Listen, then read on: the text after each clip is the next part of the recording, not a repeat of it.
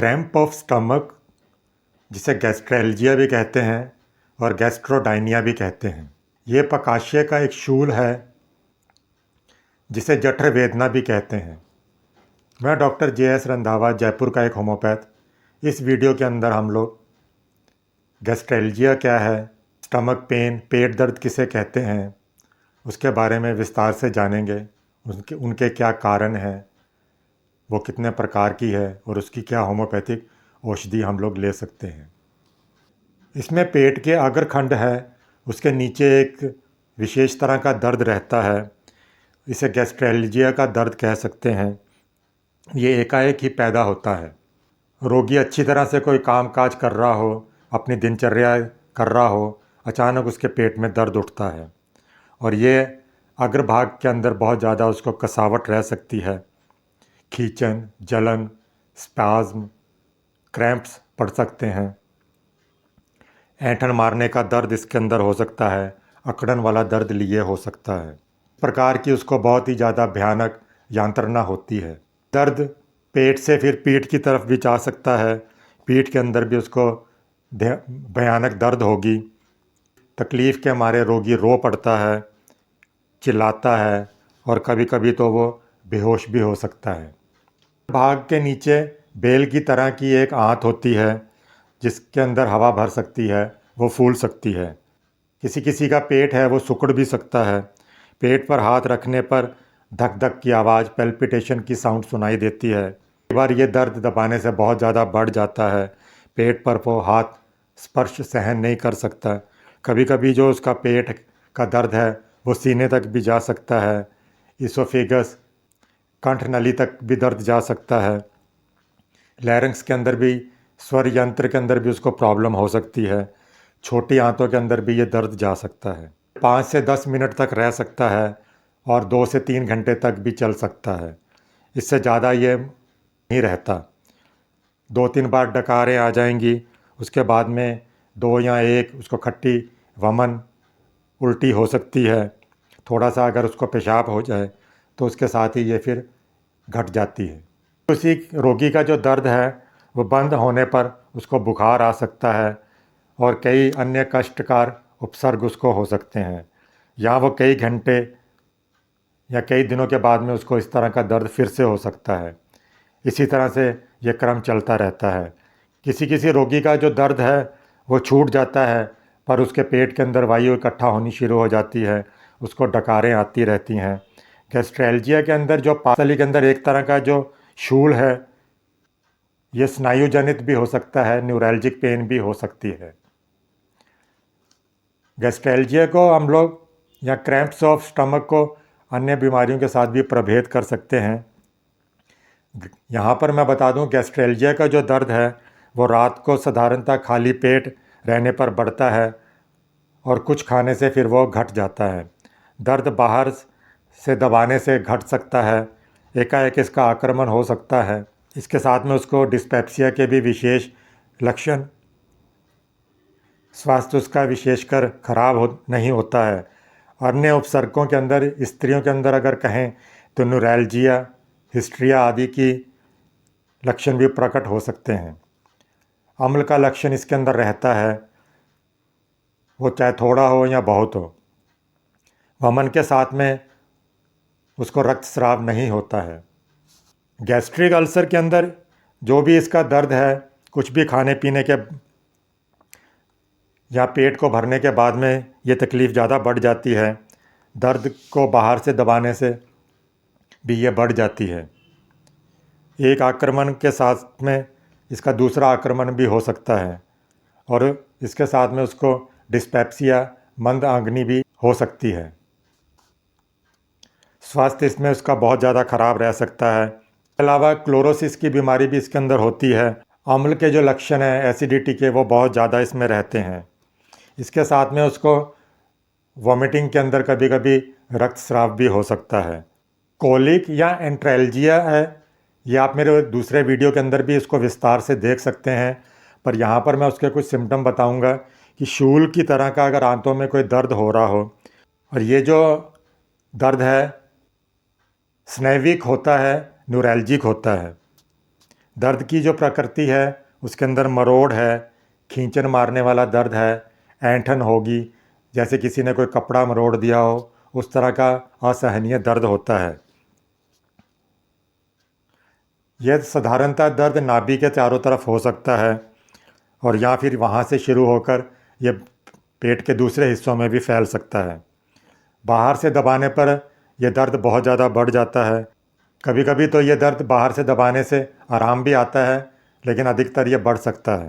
हाथों के अंदर बहुत ज़्यादा वायु इकट्ठा हो जाएगी, पेट फूल जाएगा, पेट के अंदर गड़गड़ाहट की आवाज़ होती है, मिचली, डकार, उल्टी इसके अंदर हो सकती है, कष्टकार पेशाब हो सकता है, सांस लेने में उसको कष्ट हो सकता है, बार बार पेशाब करने की इच्छा होगी, कब्जी रहेगी, बूंद बूंद पसीना भी आ सकता है उसको, हाथ पैर उसके ठंडे हो सकते हैं, नाड़ी उसकी क्षीण हो सकती है। रोगी तकलीफ़ के अंदर बहुत ज़्यादा छटपटाता है। पेट दबाने से उसको अधिकतर आराम ही मिलता है। 2-4 बार हवा निकलने से, वायु निकलने से भी उसको आराम आ जाता है, उसकी तकलीफ़ कुछ घट जाती है। इसके अलावा गैस्ट्रेल्जिया को कैंसर ऑफ स्टमक से भी प्रभेद कर सकते हैं।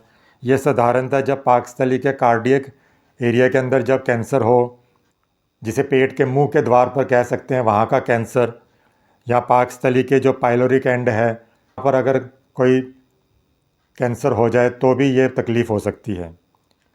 पाइलोरिक एंड का जो कैंसर है, इसमें जो सभी समय दर्द बना रहेगा उसका, भोजन के 3-4 घंटे बाद में उसको बहुत तेज़ असहनीय दर्द होता है।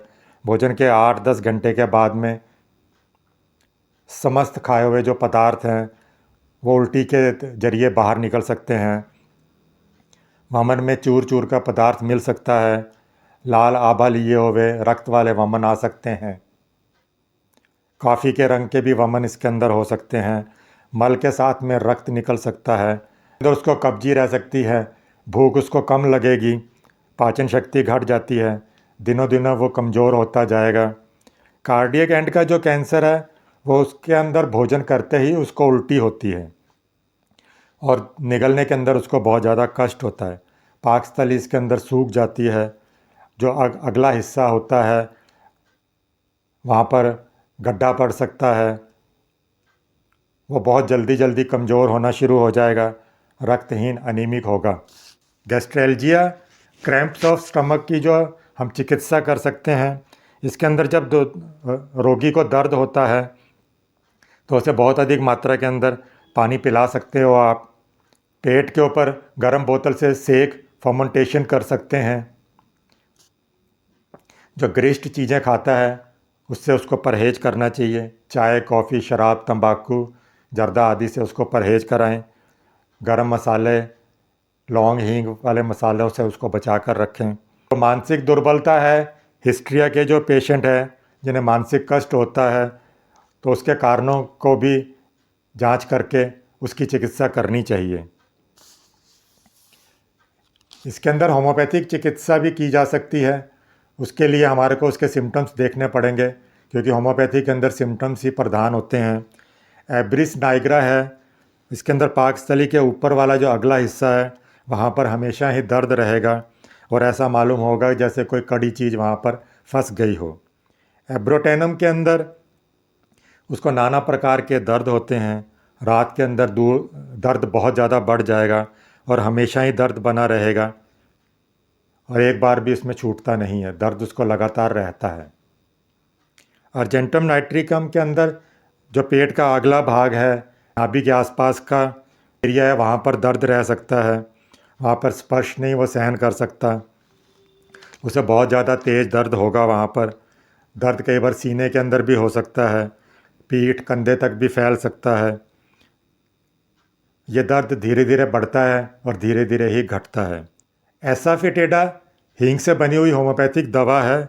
इसके अंदर भी पेट के अंदर बहुत ज़्यादा वायु इकट्ठा हो जाएगी। इसके अंदर लहसुन या अम्ल वाली गंध वाली वमन या पखाना होता है, उसको बदबूदार डकार आते हैं, जो नीचे की ओर ना निकल कर ऊपर की ओर डकार के जरिए निकलने की चेष्टा करती है। उसको बहुत ज़्यादा जोर की इसमें कब्जी रहती है। पेट खाली रहने पर उसकी तकलीफ़ बहुत ज़्यादा बढ़ जाती है और कुछ खाने पर वो थोड़ी घट जाती है। बेलाडोना के अंदर एकाएक उसका दर्द होता है और एकाएक ही फिर वो चला जाता है। बहुत उसको यंत्रणादायक दर्द होगा इसके अंदर। रोगी पीछे की ओर झुककर सांस बंद कर कर रहने की चेष्टा करता है। दर्द पेट से पीठ की तरफ जा सकता है। उसे बहुत ज़्यादा इसमें प्यास लगती है, पर पानी पीते ही उसकी तकलीफ़ बढ़ जाती है। स्त्रियों के अंदर भी ऋतु के समय, मेंस्ट्रुएशन पीरियड के समय भी ये दर्द कॉलिक हो सकता है। कैल्केरिया कार्प के अंदर, पाकस्थली के अंदर ऐसा मालूम होता है कि मानो कोई भारी पत्थर अड़ा हुआ हो। पेट से लेके वो गले तक चढ़ जाता है। खट्टी डकारें आती हैं, खट्टा वमन होता है। कैल्केरिया हाइपोफोस मेडिसिन के अंदर एकाएक ही उसको दर्द उठता है। एक आक्रमण आता है और थोड़ी देर बाद में ही उसको दूसरा आक्रमण भी आ जाता है।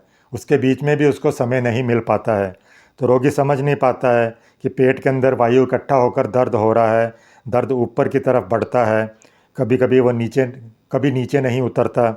साधारणतः भोजन के 2-1 घंटे बाद में ये प्रॉब्लम शुरू हो जाती है। उस समय उसे थोड़ा सा दूध या कुछ चबाकर खा लेने से उसका दर्द कुछ घट जाता है। दर्द पीठ, सीने के अंदर, गले तक फैल सकता है। इसके साथ में उसको वमन होती है। पेट के अंदर खोंचा मारने जैसा दर्द हो सकता है। कोलोसिंथ के अंदर काटने फाड़ने जैसा दर्द महसूस होगा। दर्द सीने के अंदर, पेट के आदि के अंदर आरंभ होता है, फिर वहाँ से वो पाकस्थली तक चला जाता है। इसमें दर्द दबाने से घट जाता है। ग्रेफाइटिस के अंदर उसको रक्त आलपता रहती है, अनीमिक है, क्लोरोसिस का वो पेशेंट हो सकता है। उसका शरीर हरे रंग का भी हो सकता है। रोगाग्रस्त व्यक्ति के अंदर या स्त्रियों के अंदर जो रोजोदोष है, उसके कारण, पाइल्स, कब्जी के कारण भी ये बीमारी बढ़ सकती है। र्यूमेक्स के अंदर जो अगला भाग वाला पाकस्थली है, वहाँ पर उसको तीर बींधने जैसा दर्द होता है। दर्द उसके सीने से लेकर पीठ तक दौड़ सकता है। पाकस्थली के नीचे सीने के अंदर भी बहुत भयानक उसको मरोड़, कॉलिक हो सकते हैं। दर्द एक बार गले की तरफ ऊपर चढ़ता है, फिर एक बार पाकस्थली की तरफ नीचे की तरफ भी उतरता है। भोजन के बाद में उसका पेट फूल जाता है और इससे उसको फिर थोड़ा लाभ भी हो सकता है। ब्रेटम एल्ब के अंदर जो दर्द है वो धीरे धीरे बढ़ता है और धीरे धीरे ही घटता है। दर्द पीठ की, कंधों की तरफ भी चला जाता है। रोगी इसके अंदर बहुत ज़्यादा दर्द से कांपता है। ऐसा मालूम होता है उसको सर्दी लग गई हो। हाथ पैर उसके ठंडे हो सकते हैं।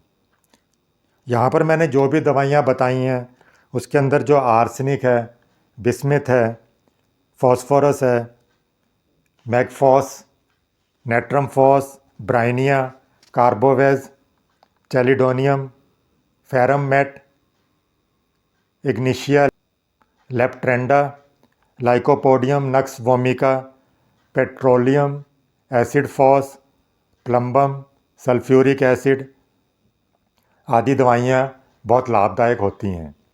किंतु ये सब दवाइयाँ जो हैं ये लक्षणों के आधार पर ही दी जाएं तो बेहतर होता है। जब दर्द बहुत ज़्यादा बढ़ जाता है तो कई बार हम लोग इसके अंदर मैग्नीशियम फॉस है, जो एक बायोकेमिक मेडिसिन है, उसकी 6x पोटेंसी के अंदर उसकी 4-4 गोलियाँ हर आधे घंटे के अंदर गर्म पानी के साथ भी उसको दे सकते हैं।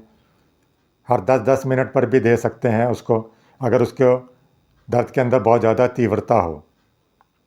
इसके अलावा व्रेटम एल्ब है, वो 3x 6x के अंदर, और कोलोसिंथ को भी 3x या 6x के अंदर प्राय क्रम से अल्टरनेट मेडिसिन भी दे सकते हैं। एकोनाइट 2x 3x के अंदर जब किसी भी अवस्था के अंदर दर्द ना घटे तब इसको दे सकते हैं। इससे उसकी गर्मी भी घटेगी, नाभि के ऊपर जो जलन है वो भी घटनी शुरू हो जाएगी। यहाँ पर मैंने जो भी होम्योपैथिक मेडिसिन बताई हैं वो किसी योग्य होम्योपैथिक चिकित्सक की सलाह पर ही लें, अन्यथा इसके दुष्परिणाम भी हो सकते हैं। अगर आपको ये वीडियो अच्छा लगा हो तो इसे लाइक कीजिएगा, मेरे चैनल को सब्सक्राइब कीजिए और बेल आइकॉन को ऑन रखें ताकि जब भी कोई नया वीडियो आए तो उसका नोटिफिकेशन आपको मिल जाए। इसे आप अपने दोस्तों, रिश्तेदारों शेयर कीजिएगा। Thanks for watching. मिलते हैं अगले वीडियो के अंदर।